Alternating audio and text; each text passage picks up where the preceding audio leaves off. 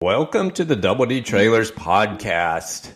So one of our listeners reached out recently and was, just asking for any crazy stories or quotes that we had. So I thought it would be cool and fun to put something together.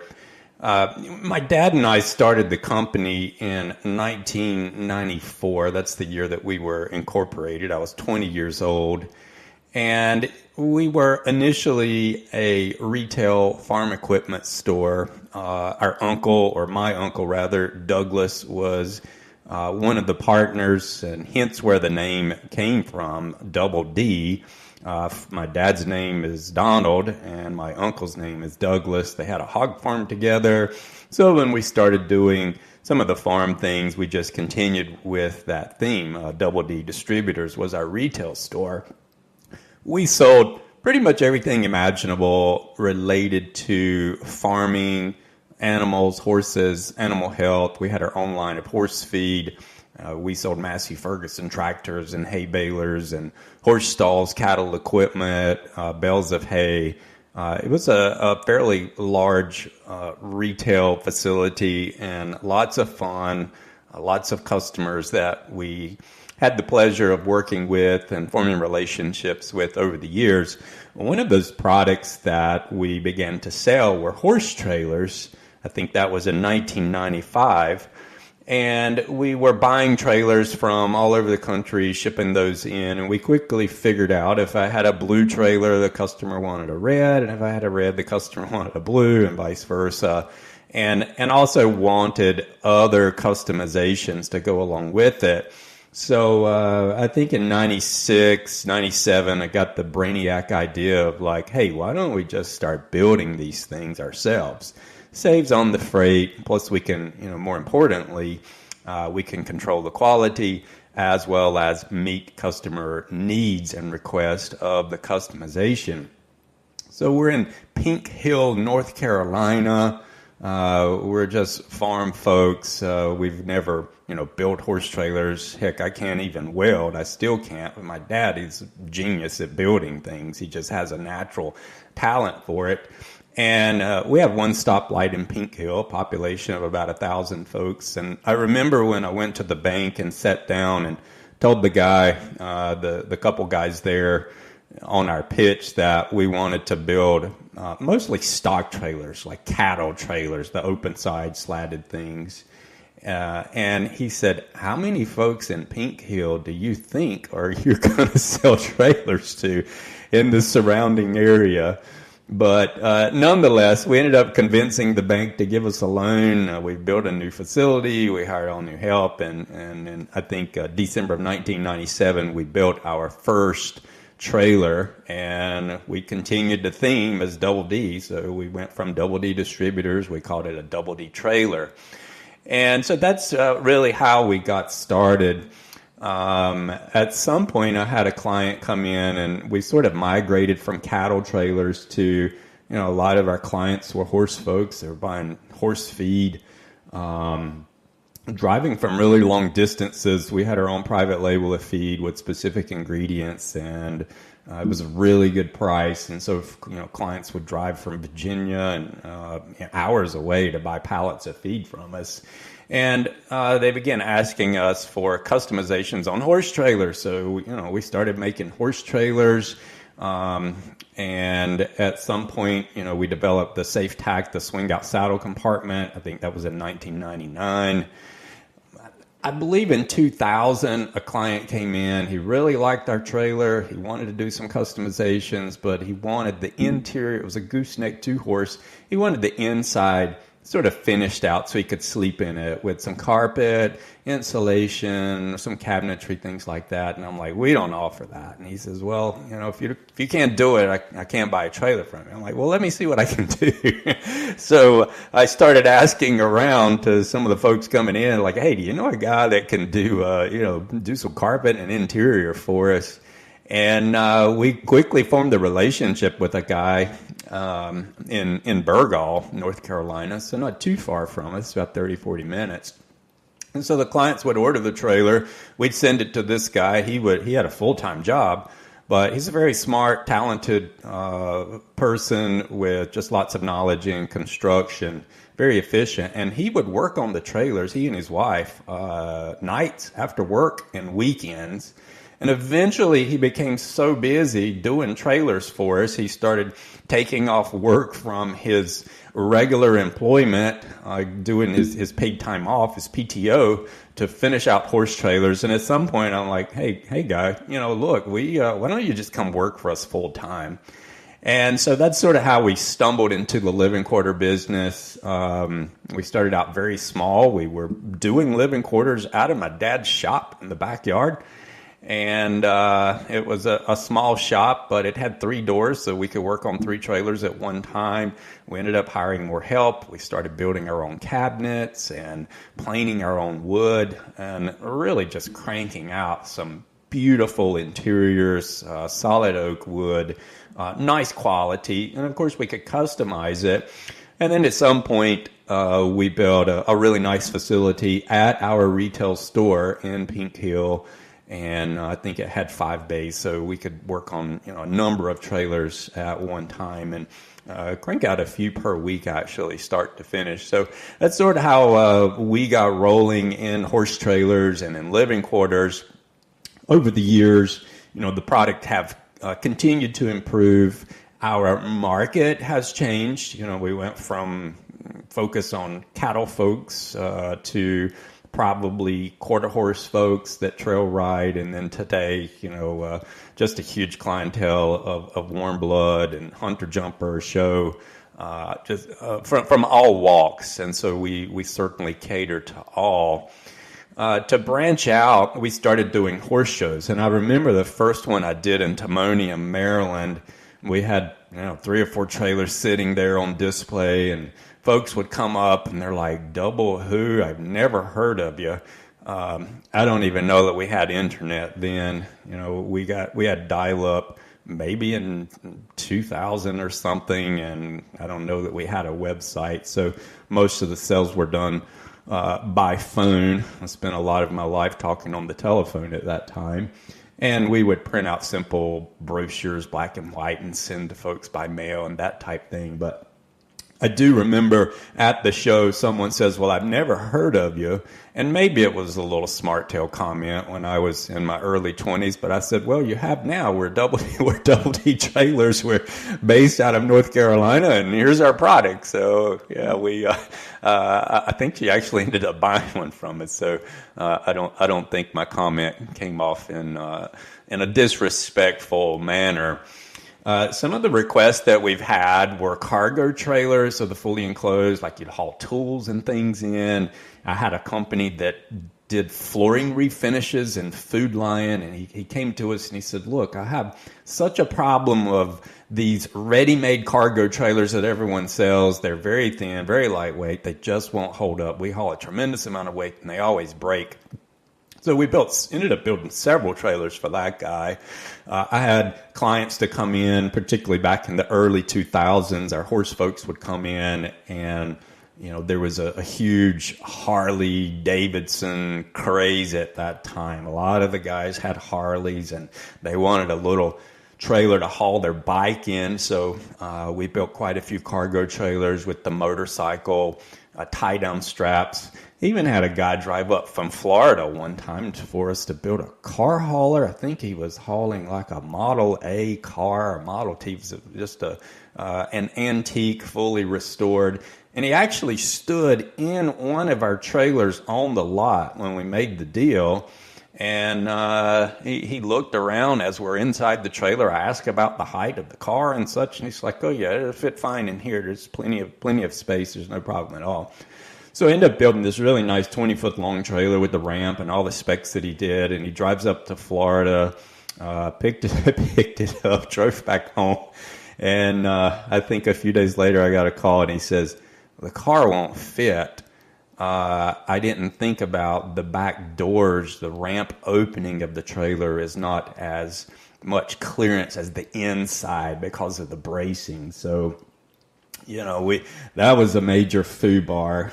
We worked through it, and it was his mistake, but we ended up selling his trailer for him I think he took a little loss on it to another client for something, and we built him a new trailer, and so he was very happy at that. Well, with that, speaking of motorcycles, I was talking about, we did start making a gooseneck because we were in the living quarter business, and because a lot of folks had motorcycles and Honda Goldwings and things like that. We started building a gooseneck motorcycle trailer, and it was really cool. I did a show in Merrill's Inlet, South Carolina one time at Bike Week. South Carolina has Myrtle Beach is a huge bike week, just thousands and thousands and thousands of folks. And I would sleep in the trailer at night, and then I'd wake up in the morning, I'd roll the awning out, I'd sit there all day and talk to folks, and then back in it at night. But just a beautiful gooseneck trailer, full living quarters, all the amenities. And then the back end was finished with black and white checkerboard flooring with diamond plate everywhere, and it was very shiny. So we did quite a few of those. And it was a specialty trailer. And then we had folks that would buy those not only to haul their bikes, but guys in eastern North Carolina, they wanted to go, I think they called it mudding or mud bogging or something like that. So they had these sort of like souped up vehicles with big tires on it. And they would take those to shows or to events, competitions rather, and they'd go mudding. So I had several guys, clients that bought that style trailer from us to do the mudding. Another guy saw that and he says, I'm in the logging business in the logwoods, and we have so many problems with theft and vandalism of our equipment. You have all this very expensive, fancy equipment sitting in remote areas and down, long paths of, you guys have seen where logging takes place and timber is being cut. He said, so we end up having to keep someone on site in an RV, and the RVs, they just fall apart. They're not durable enough, and with the uneven terrain of dragging it through the woods down the logwood paths and such. So we ended up building like this one man, one woman, whatever you'd like to call it, but one person trailer that was nothing but living quarters. A little bumper pull, had an onboard generator, and I ended up selling quite a few of those to the logging industry. One guy bought one, and he ended up buying several more, and his brother bought some. So that sort of developed into just a nice little niche that we hadn't thought of. We were doing the stock trailers, and I remember in the retail store, I had a lady and her husband. They bought a trailer from us. And they had some issues with like the seams. We used to caulk all the seams. It had tubing and sheet metal. So it's very labor intensive, but we would caulk the seams and we'd prime and paint over it. And it worked fine because it kept the moisture out and prevented the rust from occurring. For whatever reason, our supplier had changed the caulking of the silicone, and it had developed a crack on top, so the paint would get hard and the caulking would maintain some pliability there, and so it ended up with this crack in the seam, and she was just irate over it. And I remember she came in, she was fuming, not having a good day for whatever reason, and perhaps I wasn't either. We were so busy, it was hot, and she made the comment that she was going to sue me, going to file a lawsuit. And I just looked at her and I said, ma'am, get in line. And I turned around and walked away and went back to work. I don't deal with rude people, sorry. I'm a nice guy, and life's too short to deal with that. But eventually, calmer minds prevailed. Her husband came up. He says, I'm really sorry. She's just frustrated over this and that. I said, cool, no problem. Pull your trailer around back. I'll put the guys on it, and we'll take care of it while you're here. No problem, and no charge at all. So we did take care of it, and she apologized, and we were good to go after that. When we were doing all of those shows, we would haul 2 trailers at one time, And I remember back in the late 90s and early 2000s, we actually set up dealers for a short period. I quickly figured out I didn't like selling through dealers because I did all the work and the dealers made all the money. It's about what it amounted to. But I was delivering two trailers, two goosenecks, and it was an impressive rig. Had this honking big Power Stroke Ford crew cab dually, and a gooseneck hooked up with a dolly and then another gooseneck behind it, sort of like the UPS or FedEx pup trucks that you've probably seen going down the interstate with two at one time. I was actually longer than those guys, so it was an impressive rig, but we had pulled them all over the U.S. from Georgia, Virginia, and different places. But I remember at this particular time, again, I'm in my early 20s, and delivering trailers to Shin Valley Trailer Sales in the Shenandoah Valley. They were a Sundowner dealer at the time. I don't even think they're in business anymore. It's a long time ago. And I was literally 2 miles away, exiting off almost to the dealership, and Virginia Motor Vehicle, DMV, pulled me. And he comes up and he's like, "Do you have a permit for that thing?" And I'm like, "No, sir, no permit. Do I need one?" He says, "You have to have a permit for that. I'm going to have to write you a citation." And I said, "Well, sir, I've been pulling these all over the U.S. I've never had any problem. Is this just a Virginia law or something?" And he looked at me and said, "Son, it's the only state that I work in." I said, "Yes, sir." So he ends up writing the citation, hands me the ticket. And I was very respectful. I said, "Sir, the place that I'm going, it is about 2 miles away." And he knew where it was. I said, "You think it'd be okay if I just, take my rig and go down to the dealership and I can unhook everything?" Because I was by myself and it was quite involved with lighting and different things. And he looked at me and he liked calling me son for whatever reason. He said, "Son, you need to disconnect the trailer in the back. Go 2 miles down the road and disconnect the trailer in front at the dealership. Turn around and come back, hook up to the trailer that you left here, and then complete your destination and drop the trailer in back." I said, "Yes, sir. You have a good day." And I just waited around and twiddled my thumbs for a little while. And thankfully, of course, I didn't disconnect my load. I pulled both of them, and thank the Lord that he wasn't sitting and waiting for me. He had gone on. Otherwise, he would probably have hauled me to jail more than likely, because I didn't listen to him. We used to haul trailers all the time in tandem. When we would deliver trailers to customers, we would schedule and build those in conjunction so that our drivers could take two at a time. Which basically cuts the freight in half. So it, increased efficiency, help us to keep cost in line, and just pass those savings along to our customers. And I remember my driver left with a load one day. It was a gooseneck and a bumper pull, and I particularly commented on the hitch that was on the back of the gooseneck. The bumper pull was hooked to it. And I said, "That thing looks like it's flexing a bit, but we've been doing it for a long time. It should be fine."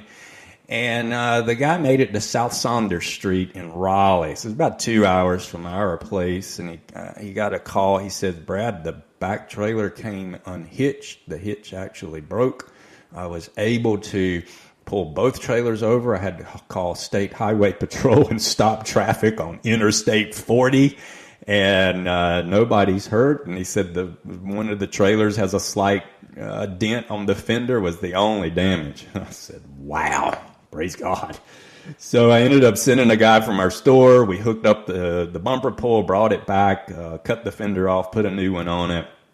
And lo and behold, the guy, the welder that had welded the hitch on the back of the gooseneck had only tack welded it. So he never went back and finished his solid weld. Maybe he got busy and the tack weld broke, and wow, talking about a foobar. But thankfully, no one was injured in that accident, and needless to say, that gentleman did not work for us anymore.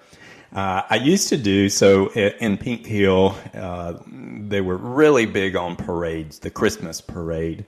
and still are to this day. One of the, it was a fairly large parade, especially for such a small town, but everybody went all out, from churches to businesses and the whole county. And the parade actually started at our business. So it was just, really hopping and full of folks and floats everywhere. And I remember we would hook up like a 32-foot flatbed with a couple of horse trailers on top of that, and then we'd do our dolly behind that, and we'd hook up another horse trailer to it. I think I measured it one time, and we were about 80 feet in length. So it was very long, but it was an impressive rig, just pulling it through town and trying to make the turns. Thankfully, it was hooked together, sort of like cars on a train car, so that followed it, one trailer followed the other one pretty well. Now, I had a guy, Russell Chesmore, local to us. He came and wanted a 2-horse gooseneck, and he says, I've had such a problem with tires and axles. I want you to put the heaviest thing on it you can. I want 16-inch tires. I want 12,000-pound axles, yada, yada. And I said, Russell, it's just too much suspension. We don't need anything like that. Nope, that's what I want on it. So we built the trailer. He paid for it, came and picked it up. And about 30 minutes later, Russell showed up. He says, this thing pulls so hard and bouncy. He said, I can't use it. And lesson learned after that, let the guys that build the trailers and, do what we know to do. So since that time, I ended up having to change the axles and the tires, and it was expensive, and we worked through it. But since that time, we have properly matched the suspension of the trailer to the load being carried, because that's what provides the maximum ride. Sort of some just off topic in random order. I had a customer come one time hauling emus and llamas. I think he had, some sort of special breed. There was a craze at one time where folks were buying those for a lot of money. And he wanted us to build a trailer for him, but the llamas in particular are susceptible to heat. And I guess they could pass out or something. I don't remember. It's 20 plus years ago.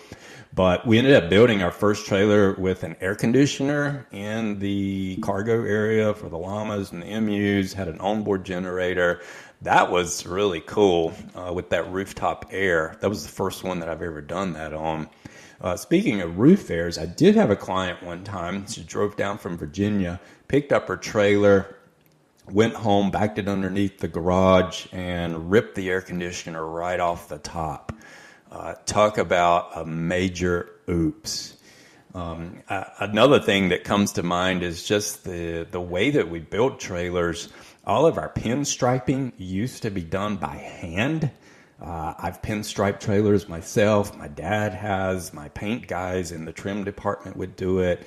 And it was just a small wheel with paint, and it had a lot of pinstripes on it and hand-painted stuff. So that was really cool. If you see some of our older trailers, early 2000 models, particularly cattle and stock trailers, you'll see all the pinstripes, the hand-painted that we did at that time.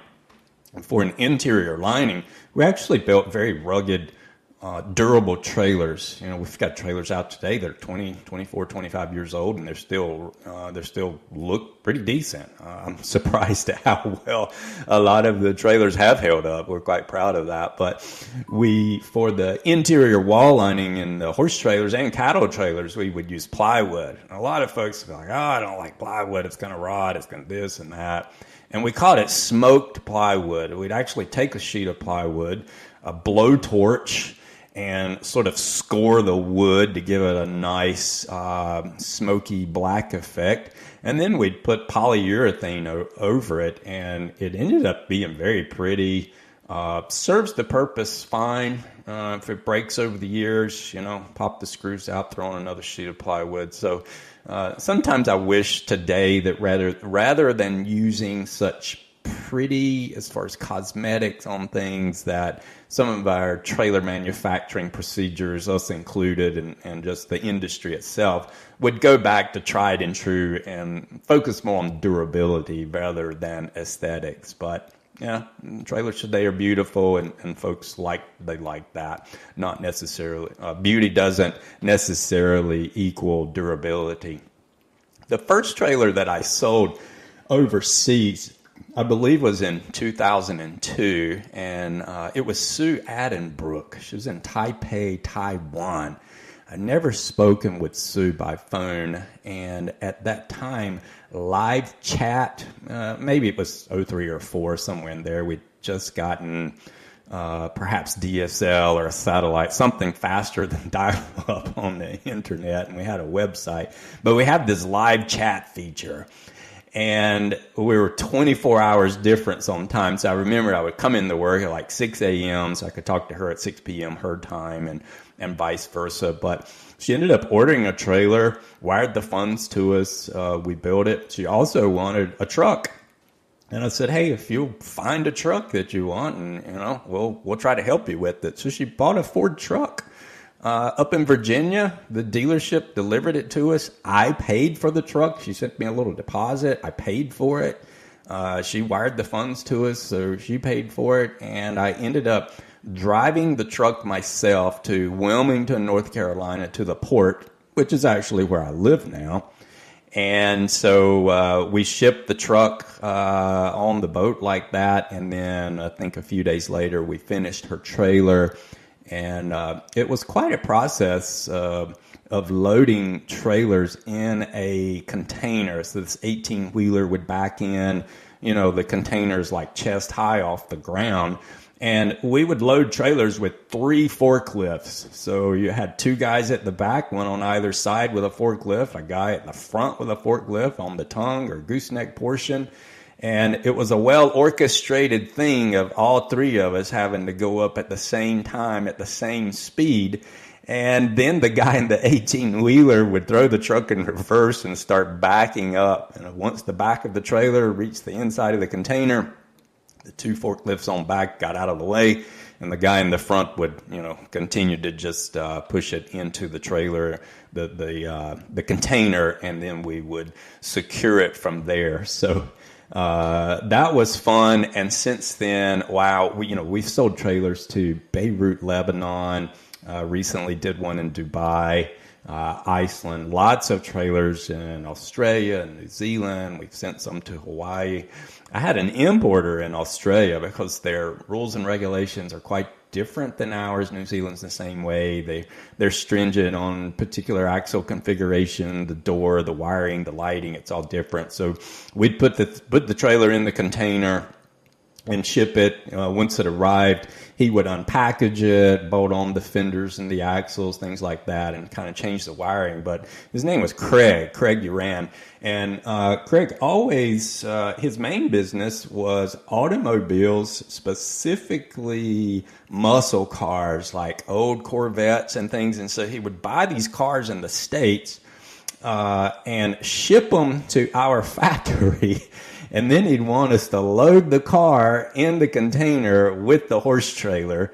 And once he received it on his end, he would convert it from a left-hand drive to a right-hand drive because, they drive on the opposite side of the road than we do.